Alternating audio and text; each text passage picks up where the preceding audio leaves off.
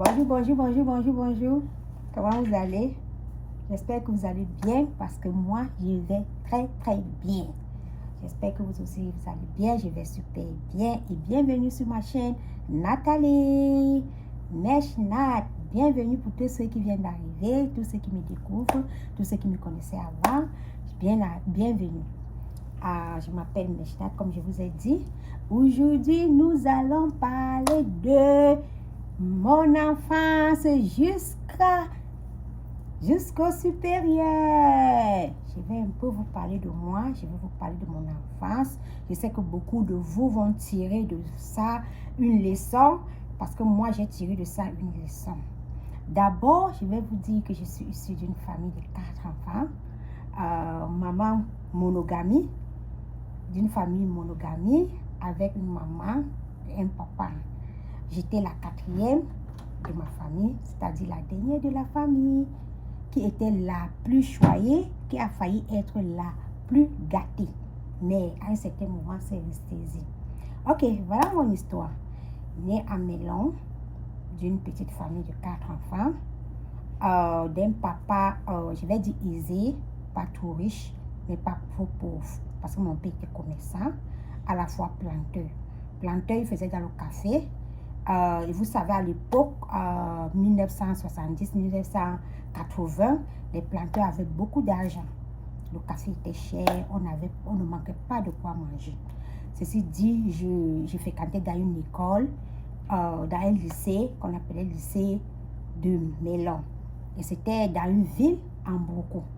Le lycée était en Mboko. Il fallait se lever tous les matins, très tôt, prendre du taxi. Je crois que le taxi faisait 30 minutes pour y arriver.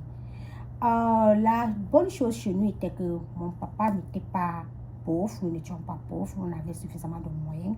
Et mon papa me procurait la voiture pour y aller, puisque pour partir, mes amis prenaient ce qu'on appelait le bus. À l'époque, il y avait des minibus qui étaient pour l'État. Et ça aidait à transporter les enfants de Melon Centre pour Mboko.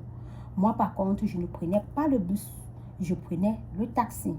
Mon papa avait 3 taxis qu'il avait mis sur la ligne. On avait 3 différents chauffeurs. Ce qui était mauvais était que j'étais tellement choyée que quand j'allais à l'école, je devais choisir qui devait m'amener. Si j'arrive à l'école, je dis, je veux avoir peut-être un Johnny qui était l'un de nos chauffeurs. Si c'est Asako qui se pointe, je dis, je ne rentre pas. Je vais rester là-bas jusqu'à ce qu'on va aller à la maison demander où est l'enfant. On va dire, l'enfant n'est pas là. On doit aller, on va dire pourquoi, on va dire qu'elle a demandé que c'est Asako qui vient la chercher. Et Asako doit directement venir me chercher. Ce qui n'était pas une bonne chose parce que aujourd'hui, ça c'était ce qu'on appelait gâter l'enfant.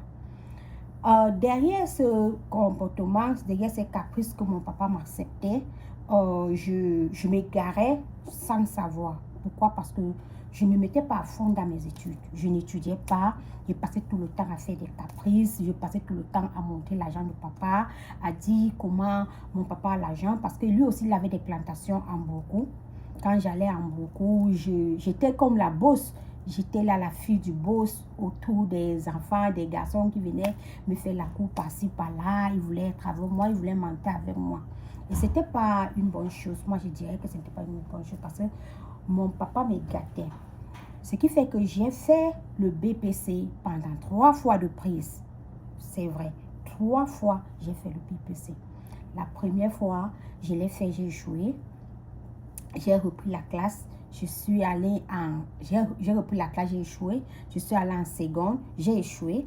Et c'est en première, la 4e fois même que j'ai eu le BPC, pardon. Je vais dire la 4e fois. Quand je suis allée en première, j'ai fait le programme.